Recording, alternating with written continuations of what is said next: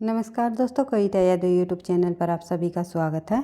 संपूर्ण हिंदी विषय की तैयारी को आगे बढ़ाते हुए आज की क्लास में हम करेंगे हिंदी साहित्य की गद्य विधाओं के अंतर्गत कहानी से संबंधित PYQ। आप सभी को पता है, एक प्रैक्टिस सेट के माध्यम से हम संपूर्ण हिंदी के PYQ को करते हुए अपनी तैयारी को आगे बढ़ा रहे हैं और साथ ही साथ जो है अधिक से अधिक प्रश्नों के साथ जो है हम करते हुए चल रहे हैं, जिससे कि आप लोगों की बहुत ही अच्छे से रिवीजन हो जाएगी। निरंतर अभ्यास ही सफलता का राज है, यह मैं बार बार आपको बताती हूँ। तो जिन भी परीक्षाओं में हिंदी साहित्य संबंधी प्रश्न पूछे जाते हैं, TGT PGT परीक्षा हो या NTA नेट की परीक्षा हो, सभी के लिए ये क्लास काफ़ी मददगार साबित होगी। इनके अलावा या कोई भी अन्य परीक्षा हो जिसमें साहित्य से संबंधी प्रश्न पूछे जाएंगे, सभी के लिए ये क्लास हेल्पफुल रहेगी। तो ज़्यादा टाइम वेस्ट न करते हुए शुरुआत कर लेते हैं आज की क्लास की। हिंदी कहानी, हिंदी गद्य विधाओं के अंतर्गत कहानी का विकास और कहानी के विकास से संबंधित महत्वपूर्ण प्रश्न देख लेते हैं। कहानी और कहानीकार की दृष्टि से एक युग्म अशुद्ध है। इनमें से कौन सा युग्म गलत है, यानी कि कौन सा जोड़ा गलत है कहानी और कहानीकारों से संबंधित, इस प्रकार से भी पूछा जाता है। इनमें से कौन सा सुमेलित है या सुमेलित नहीं है, तो इस प्रकार प्रश्न बनते हैं। तो देख लेते हैं। वापसी उषा प्रियवंदा जी की कहानी है, बिल्कुल सही आंसर है। ऑप्शन है भाई, ये जोड़ा बिल्कुल सही है कि वापसी जो है उषा प्रियवंदा की प्रसिद्ध कहानी रही है। उसके बाद ये भी सही है, इसे यही सच है। मनु भंडारी जी की कहानी है। फिर है जयदोल अज्ञे जी की प्रमुख कहानी है। और ठेस जो है जयनंदर जी की नहीं है। ठेस जो है फणीश्वर नाथ रेणु की प्रसिद्ध कहानी रही है। बढ़ते हैं आगे। अगला प्रश्न हम देखते हैं, इनमें से कौन सी कहानी हिंदी की पहली कहानी मानी जाती है। तो इनमें से कौन सी कहानी हिंदी की पहली कहानी मानी जाती है। वैसे तो अलग अलग विद्वानों ने हिंदी की पहली कहानी अलग अलग मानी है, लेकिन सर्वमान्य तौर पर हम बात करें तो इंदुमती को हिंदी की पहली कहानी मानी जाती है। तो देख लेते हैं इंदुमती के लेखक का नाम और अन्य तथ्य। इंदुमती से संबंधित जो इस ऑप्शन से संबंधित जो है कौन कौन से हमारे और अन्य महत्वपूर्ण तथ्य है जो परीक्षा में पूछे जा सकते हैं। तो शुरुआत कर लेते हैं। एक सेकंड भाई। भारतेंदु युग में कहानियाँ नहीं लिखी गई, ये आप सभी को पता है। कहानी का विकास भारतेंदु युग से नहीं माना जाता, जैसे कि हमारा नाटक का विकास भारतेंदु युग से माना जाता है। निबंध का विकास भी भारतेंदु युग से हुआ। इस प्रकार हम ये नहीं कह सकते कि कहानी का विकास भी भारतेंदु युग से ही माना जाता है। कहानी जो है भारतेंदु युग में नहीं लिखी गई थी। कुछ कथात्मक शैली के निबंध अवश्य ही लिखे थे, यानी कि निबंध का विकास माना जाता है। कुछ कथात्मक शैली के निबंध भारतेंदु युग में लिखे गए थे, जो पढ़ने में अत्यंत रोचक थे। कहानियों का जो विकास है आलोच्य युग से, यानी कि द्वितीय युग से माना जाता है। सरस्वती पत्रिका 1900 में जो का प्रकाशन के साथ ही हिंदी कहानी का जन्म भी हुआ। कई बार पूछा जाता है कहानी का जन्म निम्नलिखित में से किस पत्रिका के संपादन से हुआ। तो सरस्वती पत्रिका के संपादन से हिंदी कहानियों का जन्म माना जाता है। किशोरी लाल गोस्वामी की इंदुमती कहानी सरस्वती पत्रिका में इलाहाबाद में प्रकाशित हुई। जो ये इंदुमती कहानी है ये किस लेखक की है? किशोरी लाल गोस्वामी की, ये भी आपको ध्यान रखना है। और इसका जो प्रकाशन है 1900 ईस्वी में इलाहाबाद से प्रकाशित हुई, ये माना गया है। बढ़ते हैं आगे। अगला जो हमारा प्रश्न है, अगला तथ्य है, यह शेक्सपियर के टेम्पस्टेट नामक नाटक के आधार पर लिखी गई। कई बार पूछा जाता है टेम्पस्टेट का जो है किसका आधार ग्रंथ माना गया, मतलब कौन सी कहानी को आधार बनाकर लिखा गया है। तो ये है इंदुमती। इंदुमती कहानी का जो आधार है वो टेम्पस्टेट नामक जो है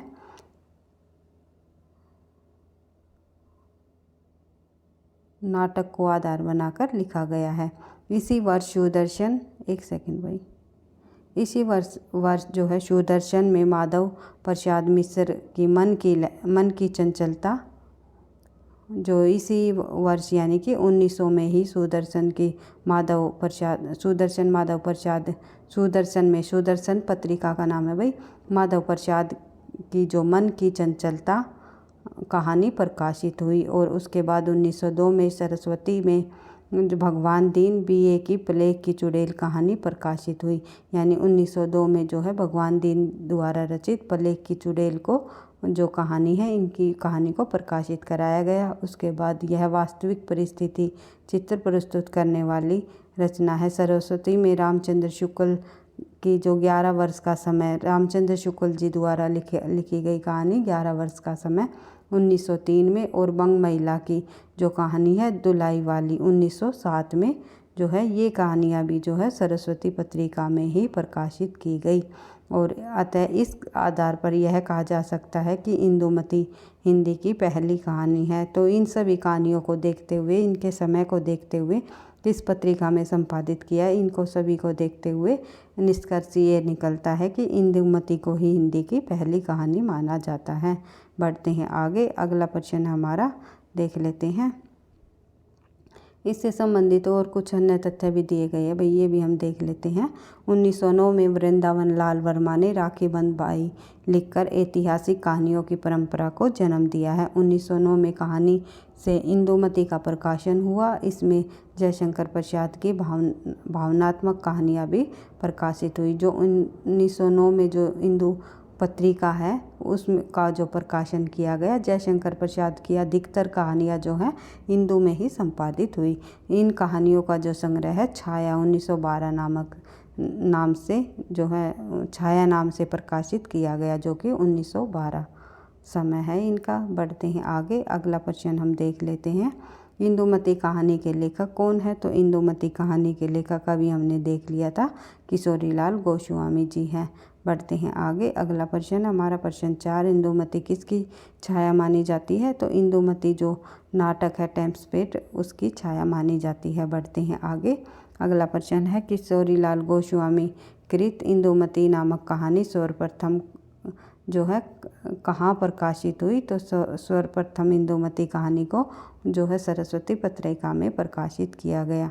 बढ़ते हैं आगे, अगला प्रश्न हम देख लेते हैं। आधुनिक हिंदी कहानी का आरंभ सरस्वती पत्रिका के सन 1900 में प्रकाशित अंक की किस कहानी से माना जाता है? तो किस कहानी से माना जाता है आधुनिक हिंदी का आरंभ सरस्वती पत्रिका के सन 1900 से? ये हमने पढ़ाई था सरस्वती पत्रिका से। बढ़ते हैं आगे, अगला प्रश्न देख लेते हैं। आधुनिक खोजों के अनुसार पहली मौलिक कहानी, आधुनिक खोजों के अनुसार जब हम पहली मौलिक कहानी की बात करें तो हमारी है एक टोकरी भर, जो कि माधव प्रसाद स्प्रे जी की है, एक टोकरी भर मिट्टी। बढ़ते हैं आगे, अगले जब हम इससे संबंधित और तथ्य देख लेते हैं। आधुनिक खोजों के अनुसार पहली मौलिक कहानी एक टोकरी भर जो मिट्टी, एक टोकरी भर मिट्टी 1901, ये आपको ध्यान रखना है, इंदुमती के जस्ट बाद ही 1901 में एक टोकरी भर मिट्टी माधव प्रसाद स्प्रे ने ये कहानी लिखी है। उसके बाद बात करें आगे, प्रयाग से निकलने वाली प्रसिद्ध मासिक पत्रिका सरस्वती के पहले अंक 1900 ईस्वी से आधुनिक हिंदी कहानी का जन्म माना जाता है। उसके बाद नई खोजों के आधार पर यह सिद्ध किया गया है कि शुक्ल की कहानी 11 वर्ष के समय से पहले 1901 में एक टोकरी भर मिट्टी नामक कहानी छत्तीसगढ़ मासिक पत्रिका में प्रकाशित हुई। कई बार ये प्रश्न भी पूछा गया है कि एक टोकरी भर जो मिट्टी है वो कहानी किस पत्रिका में प्रकाशित हुई। उसके बाद देख लेते हैं भाई अगला प्रश्न, हत्या नामक कहानी के लेखक कौन है? हत्या नामक जो कहानी है वो किसकी है? ये है जैनेन्द्र कुमार जी की। उस हत्या नामक कहानी के लेखक जैनेन्द्र कुमार है। इनकी प्रमुख और अन्य कहानियों की जब हम बात करें तो खेल, अपना अपना भाग्य, वातायन, बाहुबली, नीलम देश की राजकन्या, ध्रुव यात्रा, दो चिड़िया और पाजेव एक दिन, ये जो सभी कहानियाँ हैं जैनेन्द्र कुमार जी की हैं। उसके बाद बात करें आगे, इनकी कहानियों का मुख्य विषय नारी है। कई बार पूछा जाता है कि जैनेन्द्र जी की कहानियों का मुख्य विषय क्या है? तो नारी को इन्होंने अपनी कहानियों का मुख्य विषय बनाया है। बढ़ते हैं आगे, देख लेते हैं अगला प्रश्न, निम्नलिखित में से मनोविश्लेषण प्रधान कथाकार नहीं है। कौन सा मनोविश्लेषण प्रधान कथाकार इनमें नहीं है, ये आपको बताना है। तो इलाचंद्र जोशी, अज्ञे और जैनेन्द्र तीनों के तीनों मनोविश्लेषणवादी कथाकार रहे हैं, लेकिन सुदर्शन इनमें से जो है मनोविश्लेषणवादी कथाकारों में शामिल नहीं है। बढ़ते हैं आगे। अगला प्रश्न हम देख लेते हैं, प्रश्न संख्या 13। कौन सा आ गया भाई? प्रश्न संख्या हमारी 10। प्रश्न संख्या 10 में हम आ गए, तो देख लेते हैं। प्रश्न संख्या 9 से संबंधित और अन्य महत्वपूर्ण तथ्य हम देखेंगे। तो सुदर्शन मनोविश्लेषण प्रदान कथाकार नहीं है, जबकि इलाचंद्र जोशी अज्ञेय जैनेन्द्र मनोविश्लेषण प्रदान कथाकार या उपन्यासकार माने जाते हैं। सुदर्शन का वास्तविक नाम जो है पंडित बद्रीनाथ भट्ट था। या सुदर्शन की कहानियों का मुख्य लक्ष्य समाज व राष्ट्र को स्वच्छ व सुदृढ़ बनाना था। या ये भी ध्यान रखना आपको कि सुदर्शन का जो वास्तविक नाम है वो क्या था? बद्रीनाथ भट्ट। बद्रीनाथ भट्ट जो है सुदर्शन का वास्तविक नाम रहा है। और इनका जो कहानियों का मुख्य लक्ष्य है वो समाज व राष्ट्र की दृढ़ता को बनाए रखना है। बढ़ते हैं आगे। अगला हम तथ्य देखते हैं, इससे संबंधित इनका दृष्टिकोण सुधारवादी था। किस प्रकार के कवि थे ये? सुधारवादी कवि माने जाते हैं। और जो जैनेन्द्र, इलाचंद्र जोशी और अज्ञेय तीनों के तीनों मनोविश्लेषणवादी कवि माने जाते हैं। हार की जीत सुदर्शन वर्मा की जो है पहली कहानी मानी जाती है, जो कि 1920 ईस्वी में सरस्वती पत्रिका में प्रकाशित की गई। सरस्वती पत्रिका में इस कहानी को प्रकाशित किया गया। किसको? सुदर्शन की पहली कहानी हार की जीत को। उसके बाद लाहौर की उर्दू पत्रिका हजार दास्तां में इनके अनेक कहानियाँ प्रकाशित हुई। ये पूछा जाता है कि अगर ये पूछ लिया जाए सुदर्शन की पहली कहानी किस पत्रिका में संपादित हुई, वो हुई सरस्वती पत्रिका में 1920 में। अगर ये पूछ लिया जाए अधिकतर कहानियाँ जो हैं सुदर्शन की किस पत्रिका में प्रकाशित की गई, वो की गई हजार दास्तां में, जो कि लाहौर की एक पत्रिका निकली थी। उसमें सुदर्शन की अधिकतर कहानियों को प्रकाशित कराया गया। प्रमुख रचना है सुदर्शन जी की, तो वो देखते हैं। तो प्रमुख रचनाओं में शामिल है सच का सौदा, अठन्नी का चोर, साइकिल की सवारी, तीर्थ यात्रा, पत्थरों का सौदागर और पृथ्वी वल्लभ आदि जो है सुदर्शन जी की प्रमुख कहानियाँ मानी जाती है। बढ़ते हैं आगे। अगला प्रश्न हमारा, हार की जीत के लेखक कौन है? अभी हमने पढ़ा है सुदर्शन हार की जीत के लेखक हैं। हार की जीत कहानी के लेखक कौन है? तो अभी हमने पढ़ लिया सुदर्शन जी को। सुदर्शन जी के संबंध में हमने उनकी रचनाओं को भी देख लिया है। रक्षाबंधन कहानी के लेखक कौन है? निम्नलिखित में से रक्षाबंधन कहानी के लेखक माने जाते हैं विशंबरनाथ कौशिक जी। विशंबरनाथ कौशिक रक्षाबंधन कहानी के लेखक माने जाते हैं। पंडित विशंबरनाथ कौशिक की पहली कहानी रक्षाबंधन 1913 में सरस्वती पत्रिका में छपी है। उसके बाद देख लेते हैं प्रश्न नंबर 13, इनमें प्रवासी कहानीकार कौन है? तो प्रवासी कहानीकार कौन रहे हैं इनमें से? तो सही आंसर हो जाएगा तेजेंद्र शर्मा। तेजेंद्र शर्मा प्रवासी कहानीकार माने जाते हैं। भारतीय अमेरिकी कहानीकार रहे हैं, यानी प्रवासी विदेशों में लिखे वे साहित्यकार जिन्होंने अपनी रचनाओं को विदेशों में रहकर लिखा था, उन्हें कहा गया है प्रवासी साहित्यकार। तो देख लेते हैं इनकी जो कहानियाँ है तेजेंद्र जी की प्रमुख रचनाएं कौन कौन सी है। अपराध बोध का प्रेत, एक बार फिर होली, दीवार में रास्ता, और फ्लो पार्किंग, काला सागर, गंदगी का बक्सा और डिबरी टाइट, चरमहाट, देह की कीमत, पासपोर्ट के रंग तथा सपने मरते नहीं। तो ये सपने मरते नहीं ये कहानी इनकी काफ़ी प्रसिद्ध हुई है तेजेंद्र की। कई बार परीक्षाओं में जो है नई करंट से संबंधित जो प्रश्न पूछे जाते हैं उनमें कई बार पूछ ली जाती है, तो ये आपको ध्यान रखना है। बढ़ते हैं आगे। उसके बाद देख लेते हैं प्रश्न नंबर हमारी 14, गुलाबी बन्नो कहानी के लेखक कौन है? तो गुलाबी बन्नो कहानी के लेखक निम्नलिखित में से धर्मवीर भारती जी हैं। उसके बाद देख लेते हैं इससे संबंधित गुलाबी बानो कहानी के लेखक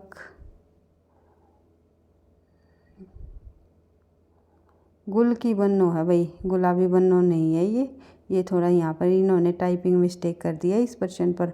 ऑप्शन भी जो है इस प्रश्न के ऑप्शन पर थोड़ा सा बच्चों ने जो है ऑब्जेक्शन भी लगाया होगा, तो आप लोगों को ये ध्यान रखना है। यहाँ प्रश्न हमारा बनेगा गुल की बन्नो में, मुझे भी थोड़ा ध्यान नहीं रहा तो मैं इसके लिए माफ़ी चाहूँगी। गुल की बन्नो है ये रचना, गुलाबी बन्नो नहीं, गुल की बन्नो। ये आप यहाँ पर देख सकते हो, गुल की बन्नो। इस प्रकार से इसके जो गुल की बन्नो कहानी के लेखक जो है धर्मवीर भारती जी है। ये प्रसिद्ध कहानी है धर्मवीर भारती जी की, गुल की बन्नो। तो ये होगा प्रश्न में। पढ़ते हैं आगे। कोठरी की बात कहानी अद्भुत है, किसकी कहानी है, के लेखक कौन है? कोठरी की बात जो कहानी के लेखक कौन है? तो ये है अज्ञे जी। कोठरी की बात, इंद्र की बेटी, चिड़ियाघर, आदम की डायरी, ग्रह त्याग, पुलिस की सीटी, जिज्ञासा, हारिती, एकलंक, छाया, नीली हंसी, मुस्लिम भाई दो जो है, शरणदाता, पुरुष का भाग्य, अछूते फूल, ताज की छाया में इत्यादि। जो ये सभी कहानियाँ यहाँ पर जो आप देख रहे हो, इनको आप बार बार रिवाइज कर सकते हो। सभी कहानियाँ अज्ञे जी की हैं। कोठरी के बात जो है इनमें काफ़ी प्रसिद्ध कहानी है, और पुलिस की सीटी भी इम्पोर्टेंट है इनकी। तो कुछ कहानियाँ ऐसी है जो प्रसिद्ध हुई है जैनेंद्र की, अन्यथा जैनेंद्र की नहीं, अज्ञे जी की। तो अज्ञे जी के जो उपन्यास अधिक प्रसिद्ध हुए हैं। बढ़ते हैं आगे। अगला जो हमारा प्रश्न है, जैनेंद्र की पहली कहानी जो है कब प्रकाशित हुई? तो जैनेंद्र की पहली कहानी जो है 1929 ईस्वी में प्रकाशित हुई। इससे पहले जो है कहानी संग्रह प्रकाशित हुआ था जैनेंद्र का, वो था खेल। देख लेते हैं प्रश्न इससे संबंधित और अन्य तथ्य। जैनेंद्र की पहली कहानी संग्रह खेल 1928 में प्रकाशित हुआ। उसके बाद है इसकी कहानी जो है 1929 में फांसी प्रकाशित हुई। कई बार पूछा जाता है जैनेंद्र की पहली कहानी कौन सी है, तो 1929 में फांसी कहानी को जैनेंद्र की पहली कहानी माना गया। अगर कहानी संग्रह पूछ लिया जाए तो खेल 1928 में। बढ़ते हैं आगे। उसके बाद बात करें अन्य कहानियों की, तो जैनेंद्र जी की अन्य कहानियां हैं। एक है वातायन 1930 में, फिर है नीलम देश की राजकन्या 1933, फिर है एक रात 1934, दो चिड़िया 1935, पाजेव 1942 और जयसंधि 1949। तो इनमें से जो है पाजेव भी इनकी काफ़ी प्रसिद्ध कहानी रही है। तो जैनेंद्र जी से संबंधित और अन्य महत्वपूर्ण हम तथ्य देखेंगे। तो जैनेंद्र प्रेमचंद युग के कहानीकार है। कई बार पूछा जाता है ये कि कौन से युग के कहानीकार माने जाते हैं, तो जैनेंद्र जी जो है प्रेमचंद युग के कहानीकार माने जाते हैं। इनकी समस्त कहानियाँ, जैनेंद्र की कहानियाँ शीर्षक से 10 भागों में प्रकाशित हुई है। जैनेंद्र की कहानियों के माध्यम से पहली बार हिंदी साहित्य व्यक्ति को महत्व मिला है, और ये मनोवैज्ञानिक कहानीकार माने जाते हैं। मनोवैज्ञानिक कहानीकारों में मैंने आपको बता ही दिया था, हीलाचंद्र जोशी, अज्ञे और जैनेंद्र तीनों का भी शामिल है। बढ़ते हैं आगे। अगला प्रश्न हम देख लेते हैं। उदय प्रकाश द्वारा रचित कहानी नहीं है, तो इनमें से उदय प्रकाश जी की कहानी कौन सी नहीं है, ये बताना है आपको। तो छतरी, पाल गोमरा का स्कूटर और दरियाई घोड़ा, ये तीनों की तीनों कहानियाँ उदय प्रकाश जी की है। छतरी नहीं भी, तिरछी। पता नहीं कई बार जो शब्द हमारे सामने होते हैं, पता है जल्दबाजी में हम बोलते बोलते शब्द इधर उधर हो जाते हैं। तो तिरछी तिरिच है भैया, एक बार फिर से माफ़ी चाहूँगी। तिरिच, पाल गोमरा का स्कूटर और दरियाई घोड़ा, तो ये तीनों की तीनों कहानियाँ हैं उदय प्रकाश जी की है। लेकिन पीली आंधी जो है उदय प्रकाश की नहीं है, तो किसकी है देख लेते हैं। बढ़ते हैं अपने ऑप्शन पर, तो देख लेते हैं पीली आंधी 1996 में उदय प्रकाश की कहानी नहीं है, यानी कि पीली आंधी का जो समय है 1996 है, उदय प्रकाश जी की नहीं है। यह प्रभा खेतान कृत उपन्यास है। जो पीली आंधी है प्रभा खेतान द्वारा लिखा गया एक प्रमुख उपन्यास है। उदय प्रकाश की कहानी संग्रह दरियाई घोड़ा जो कि 1989 ईस्वी में रचित है, और तिरिच जो है ये भी 1989, और अंत में प्रार्थना 1994 में। पाल गोमारा का स्कूटर 1997, पीली छतरी वाली लड़की 2001, काफ़ी बार पूछी जाती है भाई ये रचना पीली छतरी वाली लड़की उदय प्रकाश, और पीली आंधी प्रभा खेतान। ये आपको ध्यान रखना है, एक जैसी जो रचना है इनको आपको बार बार रिवाइज करते हुए चलना है। उसके बाद दत्तात्रेय का दुख 2002, मोहनदास 2006, फिर है वारेन हेस्टिंग का सांड जो है, फिर सुनो कारीगर, फिर अबूतर कबूतर भी कई बार आने वाली रचना है परीक्षाओं में, फिर है रात में हारमोनियम एक भाषा हुआ करती है। ये सभी रचनाएं जो है उदय प्रकाश जी की है, उसके जो कि पीली आंधी जो है प्रभा खेतान की है। इस प्रकार आपको इनको बार बार रिवाइज कर लेना है। बढ़ते हैं आगे। अन्य जब हम तथ्य देखते हैं उदय प्रकाश से संबंधित, तो मोहनदास उदय प्रकाश की आत्मकथा कृत है। आत्मकथा कीर्ति कौन सी है? मोहनदास। तो यह विश्व की आधी दर्जन भाषाओं से अनुदित हो चुकी है। ये प्रसिद्ध कथाकार, पत्रकार और चित्रकार और फिल्मकार भी माने जाते हैं उदय प्रकाश जी। उसके बाद वर्ष 2004 में हालैंड के प्रख्यात अंतर्राष्ट्रीय कविता उत्सव में ये भारतीय कवि के रूप में भाग ले चुके हैं। बढ़ते हैं आगे। अगला प्रश्न फिर हमारा यही है भाई, पोल गामा का स्कूटर उदय प्रकाश जी की, वारेन हेस्टिंग का सांड उदय प्रकाश। बढ़ते हैं आगे। निर्मल वर्मा की जो चर्चित कहानी संग्रह है वे कौन सी है? तो निर्मल वर्मा जी द्वारा चर्चित कहानी संग्रह है वो है परिंदे। बढ़ते हैं आगे, देख लेते हैं इससे संबंधित अन्य ऑप्शन में क्या तथ्य दिए गए हैं। तो निर्मल वर्मा द्वारा जो चर्चित कहानी संग्रह है वो परिंदे है। इसका प्रकाशन वर्ष 1960 में हुआ। इसके अन्य कहानी संग्रह कौन कौन सी है निर्मल वर्मा जी के? वो है जलती झाड़ी 1965 ईस्वी, फिर है पिछली गर्मियों में 1968 ईस्वी में, 20 बहस में 1973, कव्य और काला पानी 1983। कई बार परीक्षा में पूछा गया भाई कव्य और काला पानी 1983। फिर है सूखा तथा अन्य कहानियाँ 1995। आदि परिंदे को डॉक्टर नामवर सिंह ने जो है नई कहानी की पहली कृति माना है। जो डॉक्टर नामवर सिंह जो रहे हैं उन्होंने परिंदे कहानी को, निर्मल वर्मा की परिंदे कहानी को नई कहानी की पहली कृति माना है। ये भी आपको ध्यान रखना है। उसके बाद देख लेते हैं अगला प्रश्न, प्रश्न संख्या 21। फणीश्वर नाथ रेणु की कौन सी कहानी है? इनमें से फणीश्वर नाथ रेणु की कहानी कौन सी है ये आपको बताना है। तो रसिक प्रिया जो है फणीश्वर नाथ रेणु की कहानी है। इनकी अन्य कहानियों की जब हम बात करें तो तीसरी कसम उफ्र मारे गए गुलफाम जो ये कहानी भी है फणीश्वर नाथ रेणु की।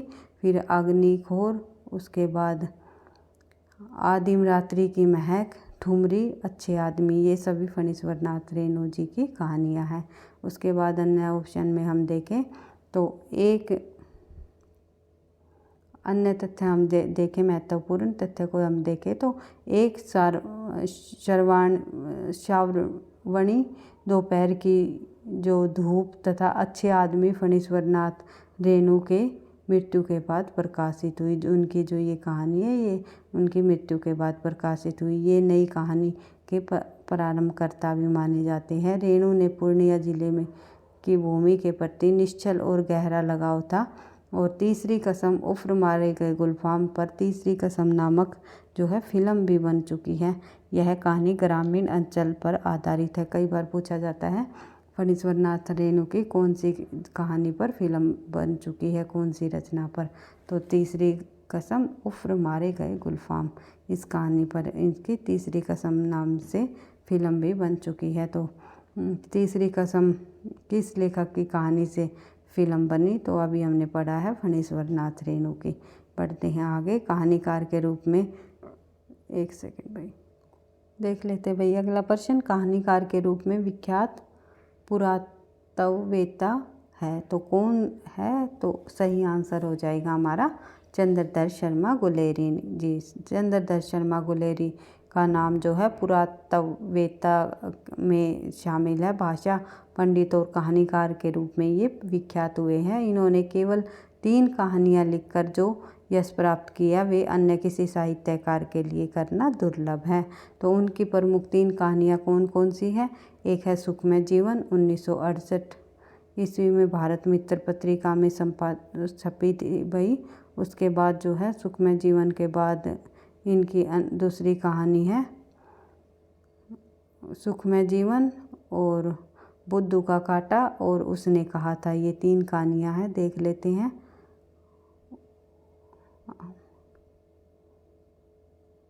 एक सेकेंड भाई। चंद्रधर शर्मा गुलेरी जी की 3 कहानियाँ मैंने आपको बताई है। एक है सुखमय जीवन जो कि भारत मित्र में प्रकाशित हुई थी। फिर एक है उसके बाद जो कहानी है सुखमय जीवन बुद्धू का कांटा, बुद्धू का कांटा। और उसके बाद एक कहानी है इनकी जो सबसे अधिक प्रसिद्ध हुई, उसने कहा था, उसने कहा था 1915 की है भाई। ये भी आपको ध्यान रखने हैं, इन तथ्यों के साथ ये भी आपको ध्यान रखने हैं। बढ़ते हैं आगे। मलबे का आदमी कहानी का कथ्य क्या है? तो मलबे का आदमी कहानी का जो कथ्य रहा है वो रहा है भारत पाक विभाजन। कई बार परीक्षाओं में पूछा जाता है। कई सारी रचनाएं भारत पाकिस्तान विभाजन या देश विभाजन से संबंधित रही है। तो आप लोगों को देखना है कौन सी रचना में किस से संबंधित है। तो मोहन राकेश की कहानी मलबे का आदमी जो इसके समय है वो 1947 के आसपास जो भारत के विभाजन के फलस्वरूप पैदा हुई मनस्थिति पर आधारित रचना मानी जाती है। कौन सी रचना 1947 के भारत पाक विभाजन के फलस्वरूप पैदा हुई मनोस्थिति पर आधारित मानी गई रचना है मोहन राकेश की मलबे का आदमी। उसके बाद देश के विभाजन की परिणति व्यापक रक्तचाप से नहीं हुई बल्कि 2 संप्रदायों के बीच दुराव, संदेश, त्रास, डर, घृणा आदि मानसिक अवधारणाओं से हुई मानी जाती है। उसके बाद देख लेते हैं प्रश्न संख्या 25। निम्नलिखित में से राजेंद्र यादव की कहानी कौन सी है? तो राजेंद्र यादव की कहानी इनमें से है जहाँ लक्ष्मी कैद है। जहाँ लक्ष्मी कैद है राजेंद्र यादव की कहानी है। उसके बाद देख लेते हैं और अन्य ऑप्शन के अनुसार इन कहानियों के रचनाकार। तो जहाँ लक्ष्मी कैद है अभिमन्यु की आत्मा, छोटे छोटे ताजमहल, किनारे से किनारे तक, प्रतिज्ञा टूटना और अन्य कहानियाँ, अपने पार इत्यादि राजेंद्र यादव की प्रमुख कहानी संग्रह है। तो ये रचनाएं आपको राजेंद्र यादव की देखने को मिल गई। यहाँ पर एक और ज़िंदगी जो है मोहन राकेश की कहानी है। किनकी है एक और ज़िंदगी? मोहन राकेश की, जो अन्य ऑप्शनों में दी हुई है। एक और ज़िंदगी किनकी है? मोहन राकेश की। उसके बाद तालाश कमलेश्वर की तथा तालाश कहानी जो है वो कमलेश्वर जी की है। ये आपको ध्यान रखना है। उसके बाद अगली रचना है एक दिन, जैनेन्द्र जी की रचित कहानी है। एक दिन जो है जैनेन्द्र द्वारा रचित कहानी। उसके बाद देख लेते हैं अगला प्रश्न। नई कहानी आंदोलन के प्रमुख कहानीकार कौन माने जाते हैं?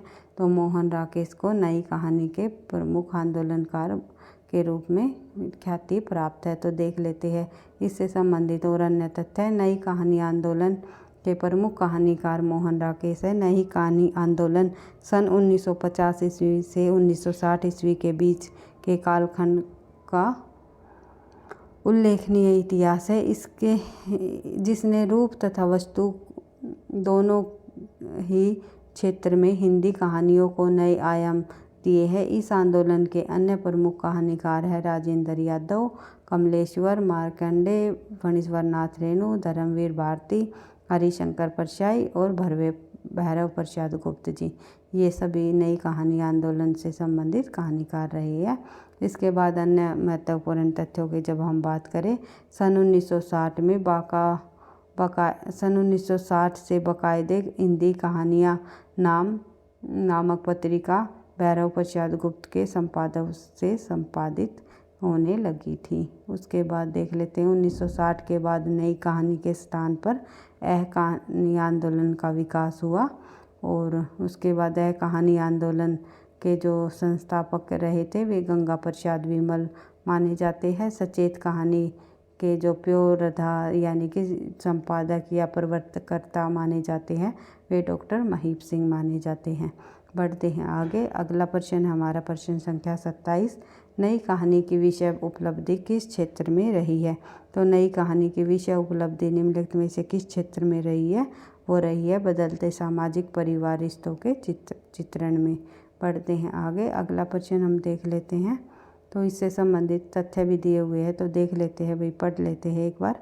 नई कहानी यथार्थ और जीवन की वास्तविकताओं के अंकन के आधार पर अपने को पिछली कहानी से अलग करती है। नई कहानी से कहानी के परंपरागत और रूढ़ तत्वों के आधार पर कहानी के मूल्यांकन का विरोध किया गया है।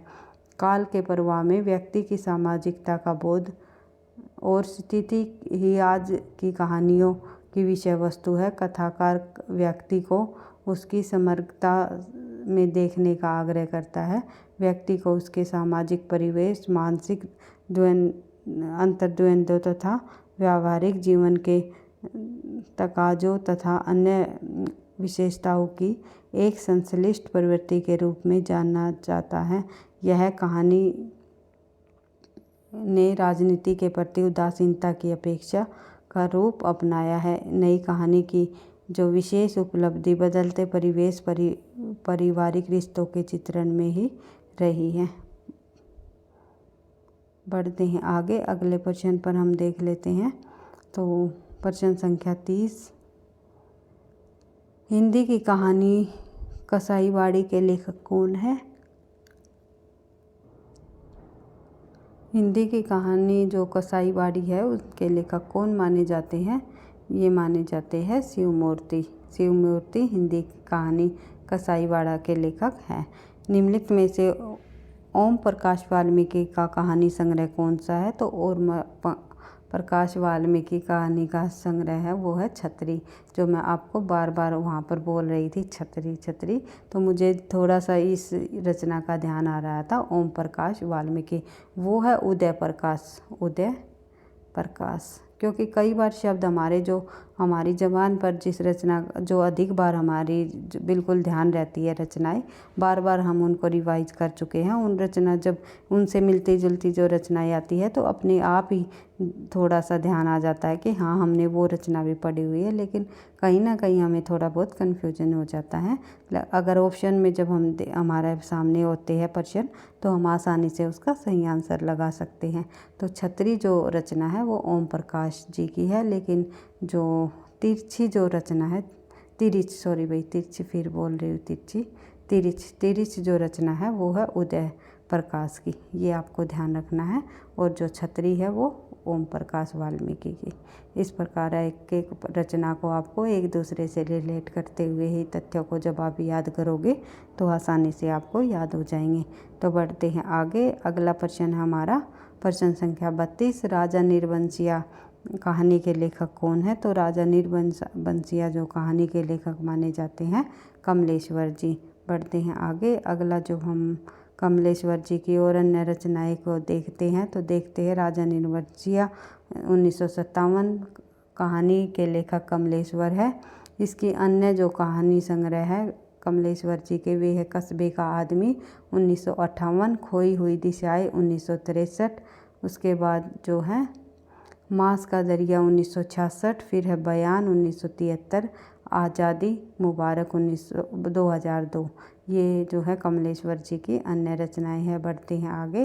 अन्य महत्वपूर्ण तथ्यों की जब हम बात करें 1972 में कमलेश्वर ने सामंतर कहानी का आंदोलन चलाया है। सामंतर कहानी के प्रवर्तकर्ता या आंदोलनकर्ता कौन माने जाते हैं? 1972 ईस्वी में कमलेश्वर जी माने जाते हैं। बढ़ते हैं आगे। अन्य तथ्य, इनकी समस्त कहानियों का जो संग्रह है वो समर कहानियाँ शीर्षक से 2001 में प्रकाशित हुई। तो ये पूछा जाता है कि कमलेश्वर जी की जो कहानी संग्रह किस नाम से प्रकाशित हुए? वे समर कहानियों शीर्षक से नाम से 2001 में। बढ़ते हैं आगे। नई कहानी के दौर में राजा नीरबंसिया, खोई हुई दिशाएं, मांस का दरिया, जॉर्ज पंचम की नाक, एक अपना एकांत कहानियाँ विशेष चर्चित हुई है। जो कमलेश्वर जी की ये कहानियाँ हैं, नई कहानियों के दौर में ये कहानियाँ काफ़ी प्रसिद्ध हुई है। समांतर कहानियों के दौर में अगर बात करें कमलेश्वर जी की जो कहानियाँ हैं वो है मानसरोवर के हंस, इतने अच्छे दिन, कितने पाकिस्तान जैसी कहानियाँ काफ़ी सराहनीय रही है, प्रसिद्ध रही है। समांतर कहानी के प्रवर्तक जो है कमलेश्वर जी ही माने जाते हैं। कमलेश्वर जी जो है समांतर कहानी के प्रवर्तक के रूप में प्रसिद्ध हुए हैं। बढ़ते हैं आगे, अगला प्रश्न हम देखते हैं। प्रश्न संख्या 34, प्रेमचंद की कहानियों की संख्या कितनी है? मुंशी प्रेमचंद जी की जो कहानियाँ हैं उनकी संख्या पूछी हुई है। तो मुंशी प्रेमचंद जी की कहानियों की जो संख्या है 300 कहानियाँ हैं। मुंशी प्रेमचंद जी की काफ़ी बार परीक्षाओं में पूछे जाने वाला प्रश्न है ये भाई। मुंशी प्रेमचंद जी की कहानी पूछी हुई है कि इन्होंने कुल कितनी कहानियाँ लिखी हैं। तो देख लेते हैं इससे संबंधित और अन्य तथ्य। आज की क्लास भाई हमारी थोड़ी लंबी हो सकती है क्योंकि एटलीस्ट कहानियों से संबंधित तो सभी PYQ आज की क्लास में हम कंप्लीट करने की कोशिश करेंगे, क्योंकि आप सभी को पता है परीक्षाओं का समय बहुत ही नज़दीक हमारे पास आ चुका है। जैसे कि NTA नेट की परीक्षा भी अभी अगले नेक्स्ट मंथ में होने वाली है, और उसके बाद DET की TGT PGT परीक्षाएं भी कभी भी उनकी डेट आ सकती है। तो सभी परीक्षाओं के लिए ये क्लास काफ़ी मददगार साबित होगी। तो हम थोड़ी लंबी मैराथन क्लास रखने के साथ ही जो है अधिक से अधिक प्रश्नों का अभ्यास करते हुए हम अपनी तैयारी को आगे बढ़ाएंगे। और भाई मैं आपको एक बात और कहना चाहती हूँ, वीडियो आपको अच्छी लगती है, पसंद आती है, लगता है कहीं ना कहीं ये प्रश्न आपकी परीक्षा के लिए मददगार साबित होंगे, हेल्पफुल रहेंगे, तो प्लीज़ वीडियो को लाइक और कमेंट करना मत बोला करो, क्योंकि आपके लाइक और कमेंट से ही जो नेक्स्ट क्लास बनाने का मुझे मोटिवेशन भी मिलता है। तो वीडियो को एक दूसरे के साथ शेयर भी अवश्य किया करो। ये मैं आपको जो कई बार आपको मैं कहती हूँ, लेकिन आप थोड़ा जल्दबाजी में या फिर जो है पढ़ाई के चक्कर में जो है वीडियो को लाइक भी करना भूल जाते हो। इससे मुझे भी थोड़ा सा ये लगता है पता नहीं बच्चों को पसंद आ रही है या नहीं आ रही, तो इसलिए इस चीज़ का भी थोड़ा आप ध्यान रख सकते हो। बढ़ते हैं अपने प्रश्न पर, तो देख लेते हैं।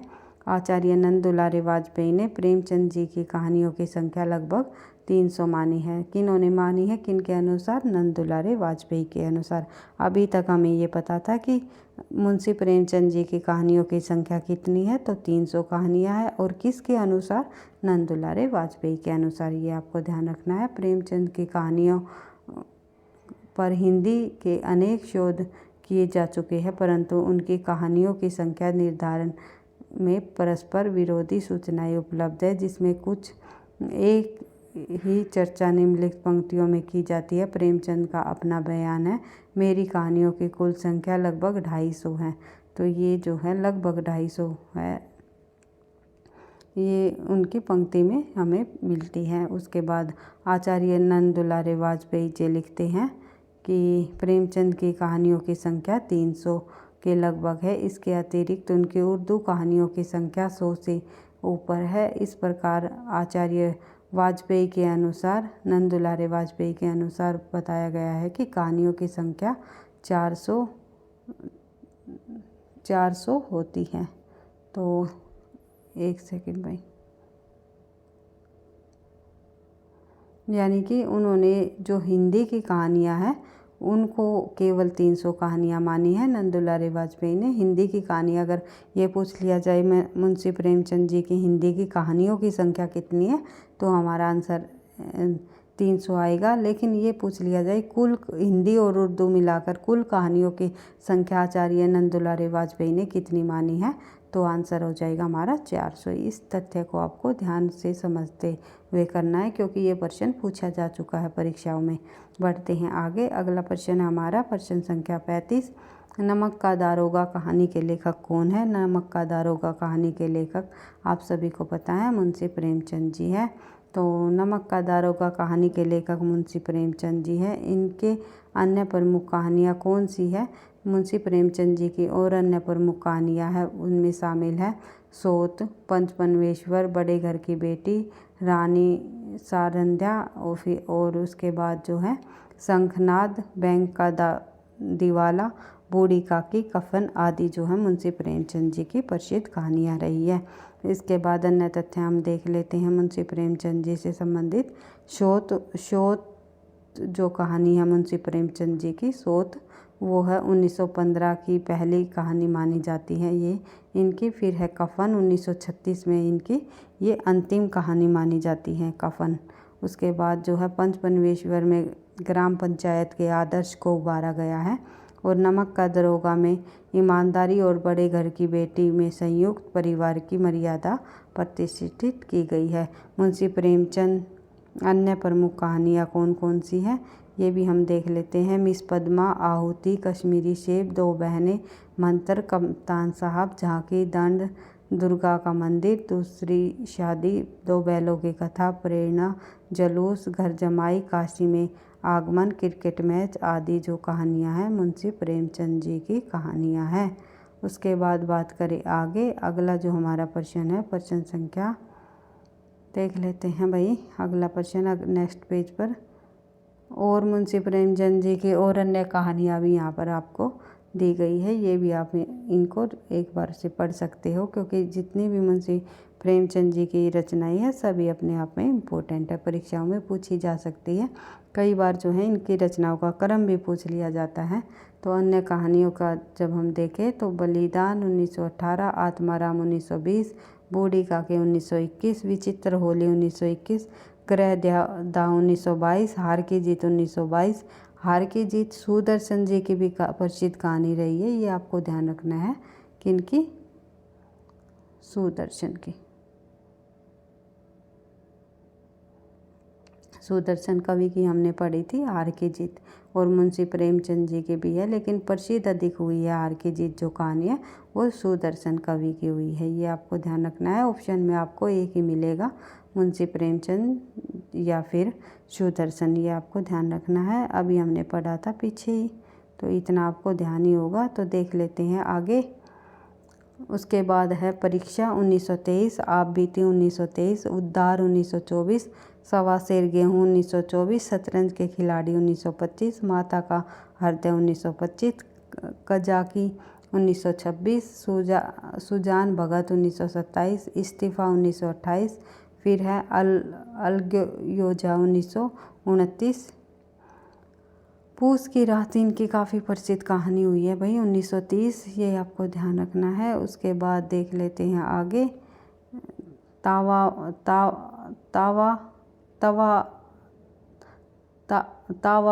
तावान है भैया, तावान 1931, होली का उपहार 1931, ठाकुर का दो कुआं 1932, ठाकुर का कुआं भी इम्पोर्टेंट कहानी है इनकी। बेटों की विधवा 1932, ईदगाह भी काफ़ी प्रसिद्ध हुई है 1933, नशा 1933, बड़े भाई साहब 1934। इस प्रकार से मुंशी प्रेमचंद जी की कहानियों का समय भी आपको ने देख लिया है। बढ़ते हैं अगले प्रश्न पर। प्रेरणा नामक कहानी के रचयिता। प्रेरणा नामक कहानी के रचयिता निम्नलिखित में से मुंशी प्रेमचंद जी है। मुंशी प्रेमचंद जी की सभी रचनाएं आप लोगों ने देख ही ली है, तो आगे बढ़ते हैं। प्रेमचंद जी की अंतिम कहानी अभी हमने पढ़ा था 1936 ईस्वी में लिखी गई, जो है कफन को माना गया। और प्रेमचंद जी का अंतिम प्रौढ़ उपन्यास कौन सा माना जाता है, उसका समय भी 1936 है, जो कि गोदान उपन्यास इन्होंने लिखा है, अंतिम प्रौढ़ उपन्यास इन्होंने लिखा है। उसके बाद 1936 में इन्होंने जो है कफन कहानी को भी लिखा। उसके बाद बात करें आगे, कौन सी कहानी घटना प्रधान है, तो घटना प्रधान कहानी निम्नलिखित में से पंचपनवेश्वर रही है। उसके बाद देख लेते हैं आगे। कथा वस्तु के आधार पर प्रेमचंद जी की कहानियों को 3 वर्गों में बांटा गया है। कौन कौन से? एक चरित्र प्रधान, एक भाव प्रधान और एक जो है घटना प्रधान। उसके बाद प्रेमचंद चरित्र प्रदान, घटना प्रदान, चरित्र प्रदान और भाव प्रदान, इन 3 भागों में प्रेमचंद जी की कहानियों को बांटा गया है। तो प्रेमचंद जी ने ऐसे भी कहानियाँ लिखी है जिसमें तीनों उपकरणों का सुंदर सामंजस्य है, जैसे कि पंचपनवेश्वर और मंत्र आदि कहानियाँ जो है इसमें तीनों का सुंदर समन्वय हमें देखने को मिलता है। घटना प्रदान भी, चरित्र प्रदान और जो है भाव प्रदान भी कहानी मानी जाती है, ये दोनों पंचपनवेश्वर और मंत्र। पढ़ते हैं आगे। इसके बाद अगला जो प्रश्न हमारा, झबरा किस कहानी का पात्र है? तो झबरा जो है पूस की रात कहानी का पात्र है। प्रेमचंद जी के जितने उपन्यास है, जितनी कहानी है, सभी के पात्र जो है परीक्षाओं में कहीं ना कहीं पूछे जाते हैं, तो इनको आपको ध्यान रखना है। तो झबरा प्रेमचंद जी की कहानी पूस की रात का पात्र है। इस कहानी के जो पात्र है वे है हल्कू, मुन्नी, सहाना और झबरा, ये 4 पात्र प्रमुख है। झबरा हल्कू के कुत्ते का नाम है, तो ये भी पूछा जाता है कि जो झबरा है वे झबरा पात्र जो का पूस की रात कहानी में कौन है, एक कुत्ता है, जो उसका बेटा है, या किसी भी प्रकार ऑप्शन दे दिए जाएंगे। तो आपको ध्यान रखना है झबरा जो है हल्कू का कुत्ते का नाम है। तो हल्कू, मुन्नी, सहाना और झबरा, ये 4 पात्र प्रमुख रहे हैं पूस की रात कहानी में। बढ़ते हैं आगे। अगला प्रश्न हमारा प्रश्न संख्या 40। कफन कहानी में घीशू और माधव कफन के पैसे का क्या करते हैं? तो कफन कहानी में जो है घीशू और माधव कफन के पैसे का क्या करते हैं? जब कफन कहानी अगर आप लोगों ने पढ़ी है तो बहुत ही जो है दुखांत कहानी है ये। मुंशी प्रेमचंद जी ने बिल्कुल यथार्थता को इसमें दर्शाया हुआ है, किस प्रकार से नशे में धुत बाप और जो है बेटे अपनी जो बेटे की पत्नी होती है उस पर उसके अंतिम जो उसके के लिए जो कफन आया था उसको उसके पैसों से भी वे शराब पी जाते हैं। तो किस प्रकार से अगर आप इस कहानी को पढ़ोगे तो आपको समझ आएगा इसकी जो किस प्रकार से इसमें पीड़ा को दर्शाया गया है। तो देख लेते हैं। कफन कहानी में घीसू और माधव कफन के पैसों का क्या करते हैं? तो घीसू माधव जो है बाप बेटे हैं, तो इसमें जो माधव की पत्नी होती है वो उसके लिए जो कफन होता है उन पैसों का जो ये शराब जो है पी लेते हैं, बोतल भर शराब पी लेते हैं। तो बढ़ते हैं आगे। तो देख लेते हैं। कफन कहानी में घीशू और माधव कफन के पैसों से शराब, पुड़िया, भुनी हुई मछली आदि खरीद लेते हैं। बढ़ते हैं आगे। अगला प्रश्न है प्रश्न संख्या 41। दामुल का कैदी के लेखक कौन है? दामुल का जो कैदी कहानी है वो भी मुंशी प्रेमचंद जी की है। दामुल का कैदी के कहानी के लेखक मुंशी प्रेमचंद जी है। यह जो है प्रारंभिक कहानी है, इनकी प्रारंभिक कहानी मानी जाती है। इस कहानी पर लोक वार्ताओं का प्रभाव है और दामुल का कैदी कथानक लिखने में पुनर्जन्म का भी सहारा लिया गया है।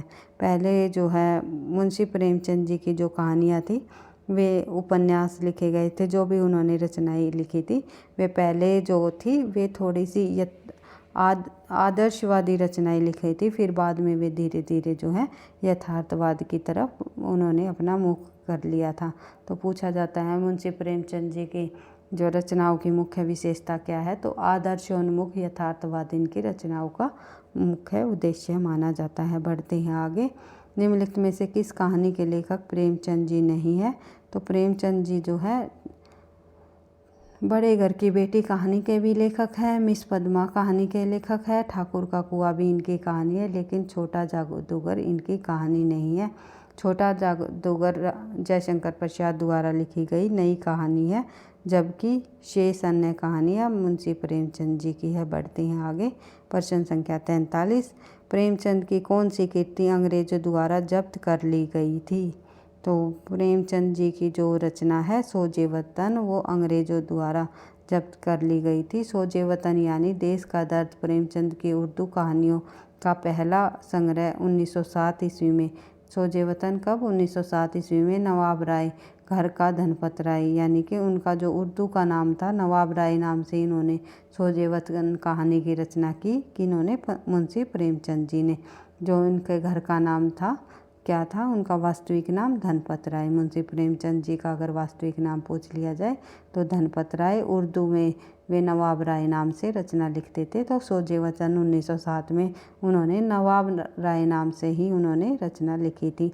तो अंग्रेज़ों हुक्मरानों की इन कहानियों में बगावत की गूंज सुनाई देती है। तो हमीरपुर के कलेक्टर ने प्रेमचंद को बुलाकर उनसे इस कहानी के बारे में पूछताछ की। प्रेमचंद ने अपना जुर्म कबूल कर लिया और उन्हें कड़ी चेतावनी दी गई और सोजे वतन की जो 500 प्रतियां हैं जो अंग्रेजी हुकूमत के अफसरों ने जगह जगह जब्त कर दी गई, उनको सरेआम जलाने का हुक्म भी दे दिया गया। सोजे वतन में 5 कहानियाँ थी। इसमें मुंशी प्रेमचंद की सबसे पहली छोटी कहानी दुनिया का सबसे अनमोल रतन, उसके बाद दुनिया का सबसे अनमोल रतन भी शामिल है।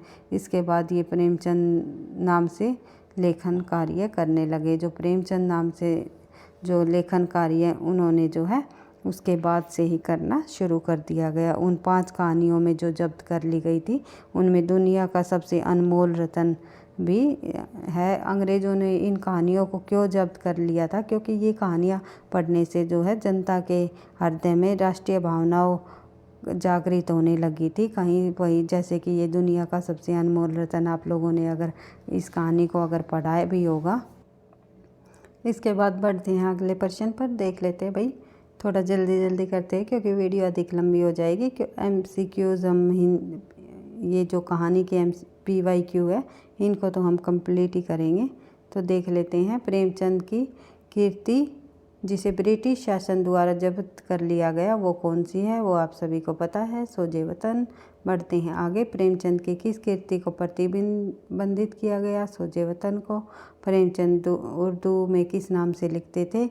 नवाब राय। उनका जो वास्तविक नाम है वो धनपत राय है। बढ़ते हैं आगे। गुंडा कहानी प्रसाद के किस कहानी संग्रह में संकलित है? जो गुंडा कहानी है जयशंकर प्रसाद जी की वो किस कहानी संग्रह में संकलित की गई है, ये आपको बताना है। तो सही आंसर हो जाएगा इंद्रजाल। प्रेमचंद जी की जो गुंडा कहानी है वो इंद्रजाल कहानी संग्रह में संकलित की गई है। तो देख लेते हैं इससे संबंधित और अन्य तथ्य। जिसके लेखक जयशंकर प्रसाद है। इंद्रजाल कहानी संग्रह में 14 कहानियाँ हैं। कितनी कहानियाँ मानी गई है? 14 कहानियाँ। इसका प्रकाशन 1936 में हुआ। इसमें इंद्रजाल जो है सलीम, छोटा जादूगर, नूरी, परिवर्तन, संदेह, भीख में, चित्र वाले पत्थर और ये चित्र मंदिर, गुंडा, अनबोला, देवव्रत, विराम चिन्ह और सालवती। ये सालवती, विराम चिन्ह, देवव्रत ये जो है गुंडा, ये इम्पोर्टेंट कहानियाँ हैं इनकी, ये पूछी जा सकती है परीक्षा में। ये किस कहानी संग्रह में है? तो इंद्रजाल में है, ये आपको ध्यान रखना है। उसके बाद बात करें आगे, एक सेकंड भाई,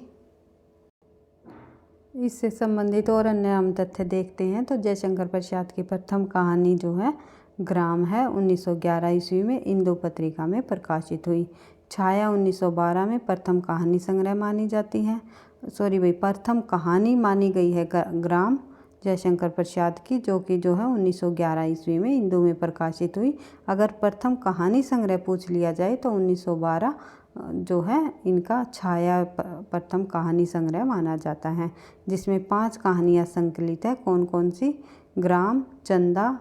ये पूछा जा सकता है कि जयशंकर प्रसाद की जो प्रथम कहानी ग्राम किस कहानी संग्रह में संकलित है? तो छाया में ही संकलित है, ये आपको ध्यान रखना है। उसके बाद जो है इनकी जो ग्राम, चंदा, रसिया बालम और मदन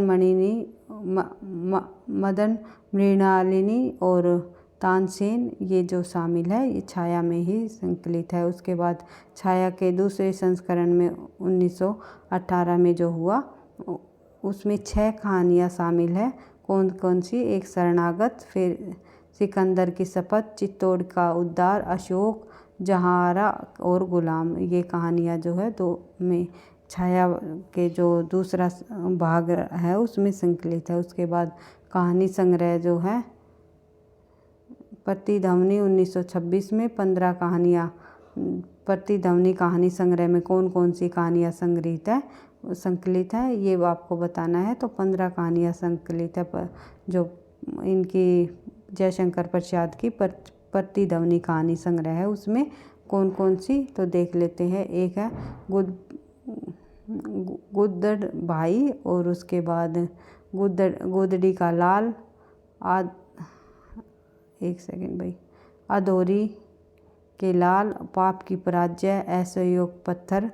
उसके बाद बात कर लेते हैं आगे असहयोग पत्थर के बाद असहयोग पत्थर असहयोग अलग है, पत्थर की पुकार, उस पार का योगी, करुणा की विजय, खंडर की लिपि और कलावती की शिक्षा, चक्रवर्ती की स्तंभ, दुखिया, प्रतिभा प्रलय आदि जो ये कहानियाँ हैं ये प्रतिध्वनि में संकलित है। दूसरे संस्करण छाया में ये 6 कहानियाँ संकलित है, और उसके बाद जो है प्रथम छाया के जो प्रथम संग्रह है, कहानी संग्रह, इसमें 5 कहानियाँ संकलित हैं। ये आपको ध्यान रखना है। बढ़ते हैं आगे। अगला प्रश्न है हमारा प्रश्न संख्या। अगले और अन्य तथ्य हम देखें तो जो कहानी संग्रह आकाश में और अन्य जो कहानी संग्रह है जयशंकर प्रसाद जी के, उनमें कौन कौन सी कहानियाँ संकलित है, ये पूछा जा सकता है कि कौन से कहानी संग्रह में कौन कौन सी कहानियाँ को संग्रहित किया गया है। तो देख लेते हैं। 1929 में 19 कहानियाँ संकलित है। आकाश में कौन कौन सी, आकाशदीप, ममता, स्वर्ण के खंडर, सुनहाला सांप, हिमालय का पथिक, भिखारिन, प्रतिध्वनि, कला देवदासी, समुंदर संतरण, बैरागी बंजारा, चुंडीवाला, अपराध, परिणय चिन्ह और रूप की छाया, ज्योतिषी मती और रमला और बिशाती। ये सभी कहानियाँ किस में संकलित है, आकाशदीप में। फिर कहानी संग्रह आंधी में जो 1929 में है, उसमें 11 कहानी संकलित है। कौन कौन सी, आंधी, मधुआ, दासी, सीधू, बेड़ी, वर्तभंग, ग्राम गीत, विजया, अमिट स्मृति, नीरा और पुरस्कार। ये सभी कहानियाँ आंधी में संकलित है। तो इनमें से पुरस्कार को आपको ध्यान रखना है। उसके बाद बात करें आगे। अगला जो प्रश्न है हमारा प्रश्न संख्या 48। प्रसाद की गुंडा कहानी में इतिहास के किस युग का चित्रण किया है, इतिहास के किस युग का, एक सेकंड भाई, प्रश्न क्या पूछा हुआ है, चित्रण है, तो देख लेते हैं। तो इसका सही आंसर हो जाएगा हमारा ईस्ट इंडिया कंपनी के समय का। जयशंकर प्रसाद की कहानी का विषय क्षेत्र आरंभिक ब्रिटिश काल के इतिहास से जुड़ा है। इस कहानी में गुंडा ननहुक सिंह के पुरुष और अंत से छुपी प्रेम भावना के उदात्त रूप को व्यक्त किया गया है। इस कहानी में बलवंत सिंह, राजा चेत सिंह, अलाउद्दीन कुबरा और मनियार सिंह, ननहकू सिंह और राजमाता पन्ना के सारे पात्र ऐतिहासिक पात्र शामिल है। बढ़ते हैं आगे। अगला प्रश्न है नारी पात्र जो मधुलिका है उसका जो संबंध किस कहानी से है, तो नारी पात्र मधुलिका का जो संबंध है वो पुरस्कार से है। पुरस्कार प्रसिद्ध कहानी रही है जयशंकर प्रसाद की। एक खास प्रकार की नारी पात्र की दृष्टि जयशंकर प्रसाद जी अद्वितीय है, यानी कि नारी पात्रों की दृष्टि में जो जयशंकर प्रसाद अद्वितीय है, जो अपने निश्चल प्रेम, त्याग और बलिदान के से जो है पाठ को अमिट छाप छोड़ देते हैं। और जयशंकर प्रसाद की जो कहानी है आकाशदीप की जो पात्र है वो है चंपा, देवव्रत की जो पात्र है वो सुमाता तथा पुरस्कार की जो पात्र है वो है मधुलिका। ये सभी के सभी जयशंकर प्रसाद की नारी पात्र हैं और अनुपम नारी दृष्टि मानी जाती है। बढ़ते हैं आगे। कहानी संग्रह की जब हम बात करते हैं तो दूसरा ताजमहल की लेखिका कौन है, दूसरा ताजमहल कहानी संग्रह जो है वो है नासिरा शर्मा जी का। इलाहाबाद में जन्मी नासिरा शर्मा सृजनात्मक लेखन के साथ ही स्वतंत्र पत्रकारिता में संकलन है और कहानी, उपन्यास, नाटक, लेख, संस्कृति एवं कलात्मक विधियों के लिए प्रसिद्ध नासिरा शर्मा की कहानी संग्रह दूसरा ताजमहल ख्याति प्राप्त है।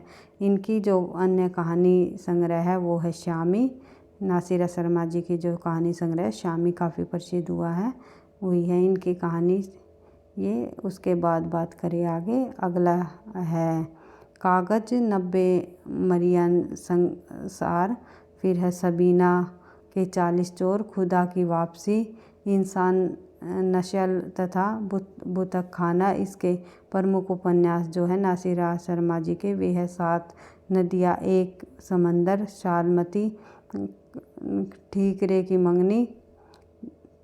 उसके बाद जिंदा मुहावरे, अक्षवट, कुइया जान और जीरो रोड, ये इनके उपन्यास हैं। नासिरा शर्मा जी ने कहानियाँ भी लिखी हैं और उपन्यास भी लिखे हैं, तो इनकी जो ये रचनाएं आप लोगों को यहाँ देखने को मिलेगी। उसके बाद जो है दहलीज, प्लेटफॉर्म नंबर 7 आदि इनके प्रमुख नाटक है।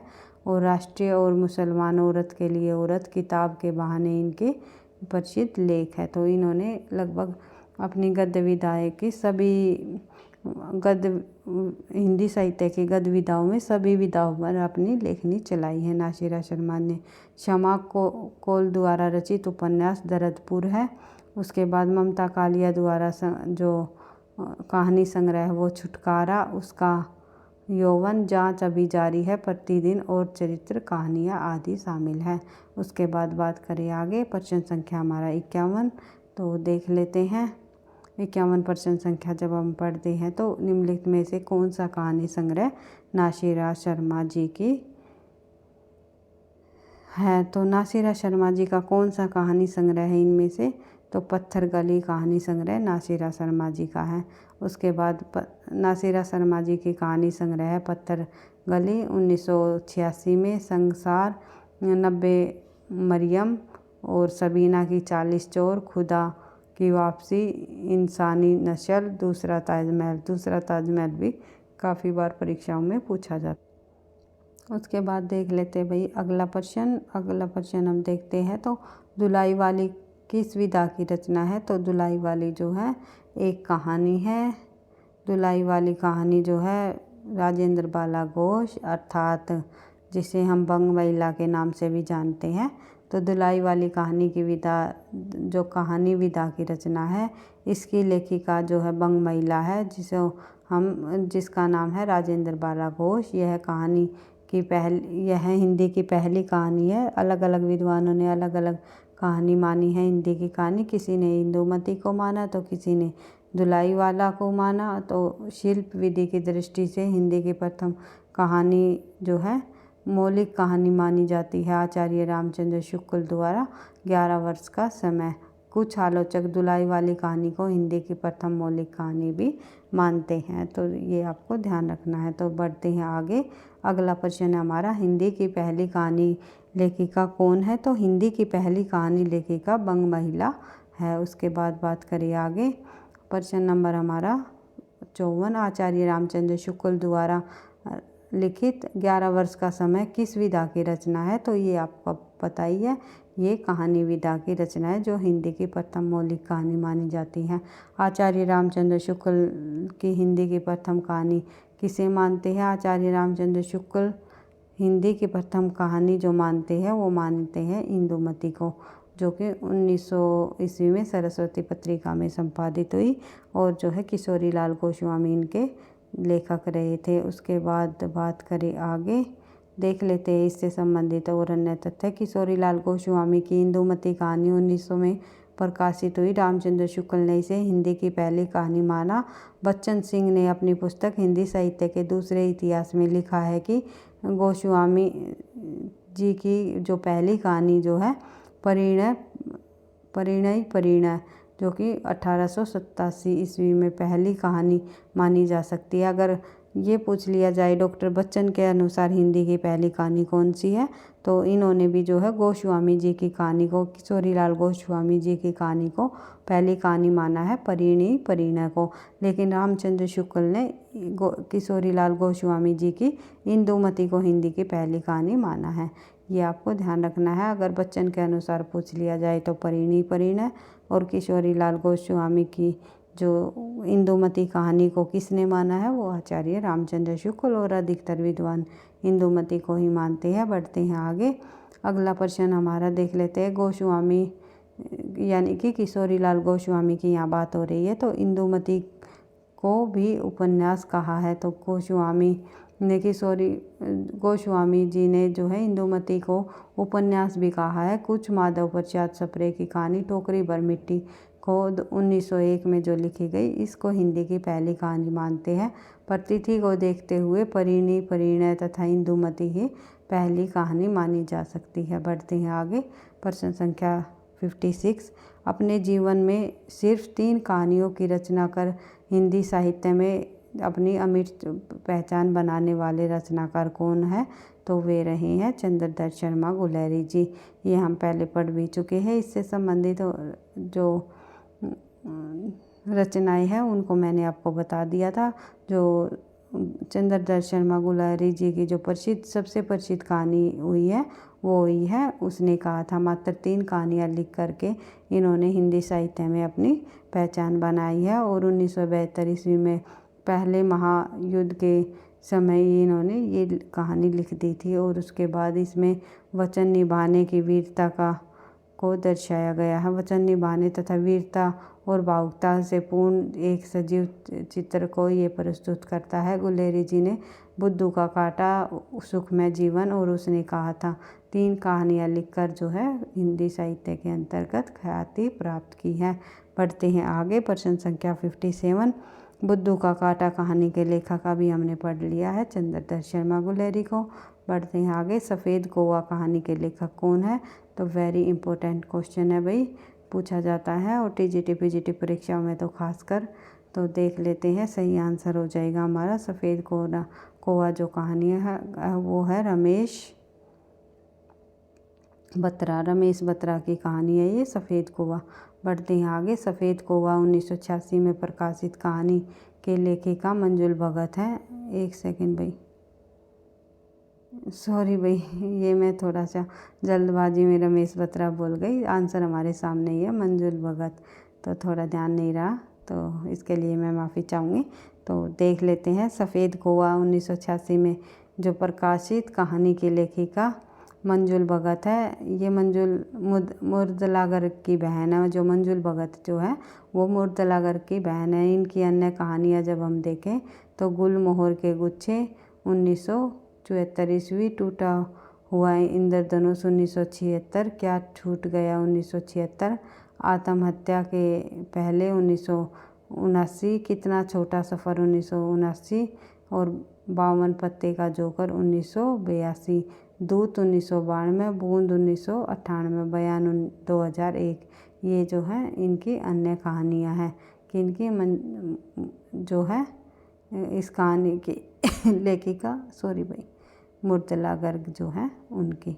तो बढ़ते हैं आगे। अन्य पर ऑप्शन जब हम देख लेते हैं तो इससे संबंधित अन्य ऑप्शन हम बात करेंगे। तो जो अन्य महत्वपूर्ण कथन हम देखेंगे तो मंजुला की पहली जो शादी की सालगिरह और अंतिम कहानी जो है ठंडमार सिंह है। तो जो पहली कहानी कौन सी मानी गई है मंजुला जी की, वो शादी की सालगिरह, और अंतिम कहानी कौन सी मानी गई है मंजुला जी की, वो है ठंडमार सिंह।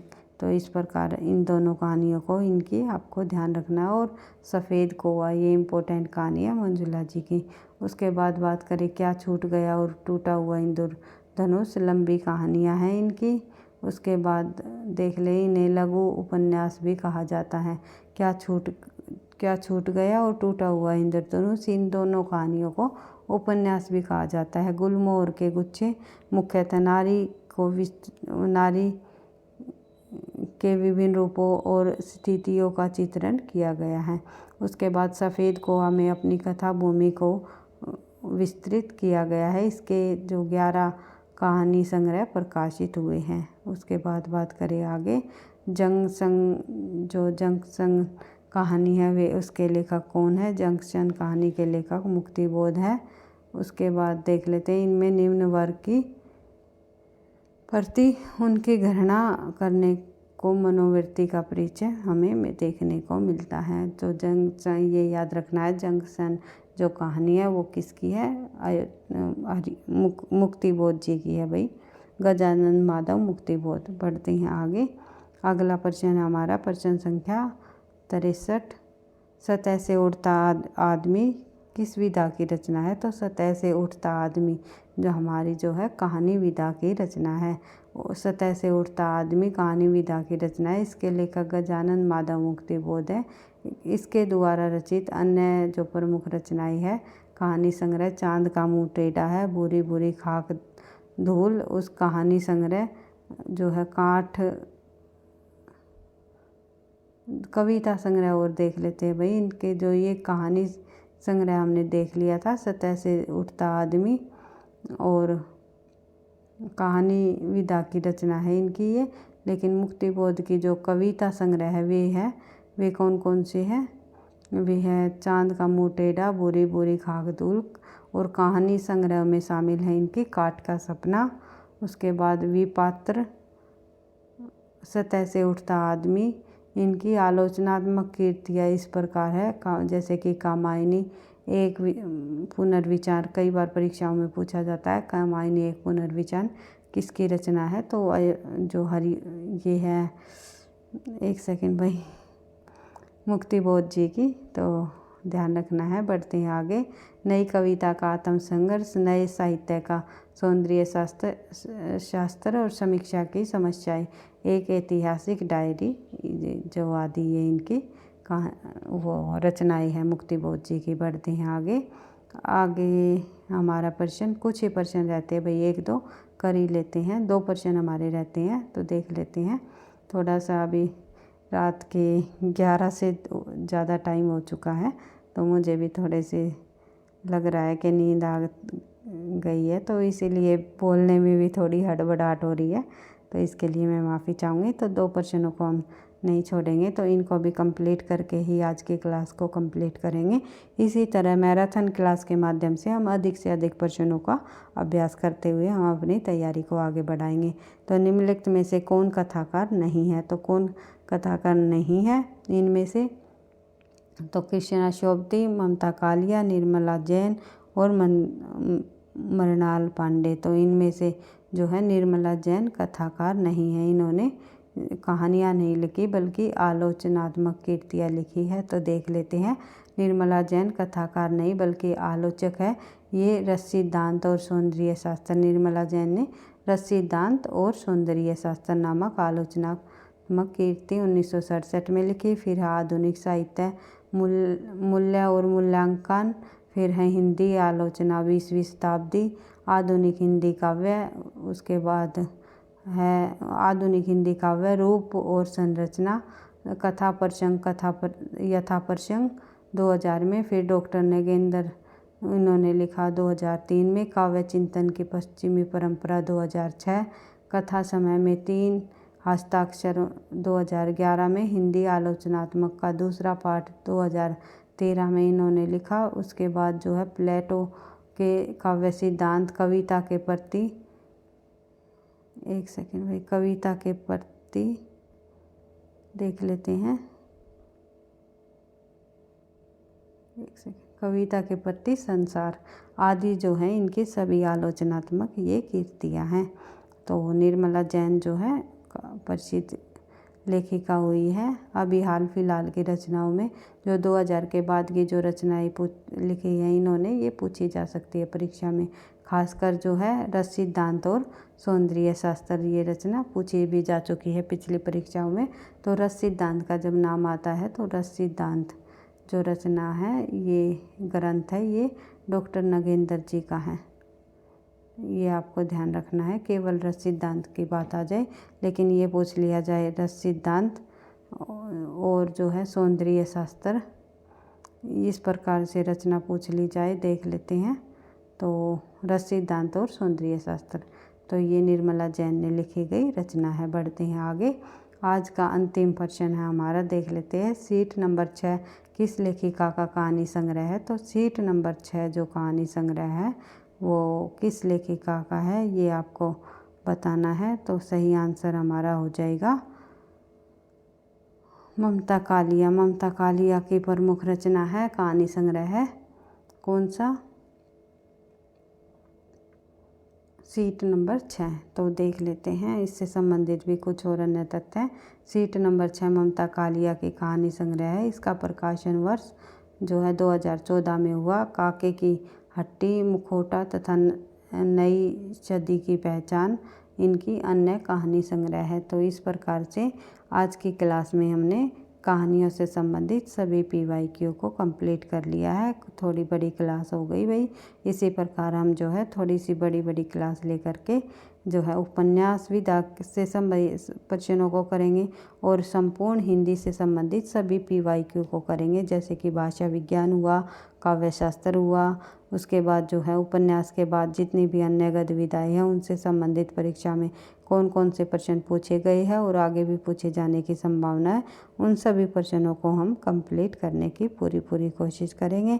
अधिक से अधिक प्रश्नों का अभ्यास करते हुए संपूर्ण हिंदी साहित्य के निचोड़ आपके सामने हम लेकर के आएंगे। तो वीडियो पसंद आई तो आप लाइक करना, दोस्तों के साथ शेयर करना, चैनल पर पहली बार हो तो सब्सक्राइब कर लेना ताकि नोटिफिकेशन आपको समय पर मिलता रहे। पढ़ते रहना, आगे बढ़ते रहना। थैंक यू, धन्यवाद।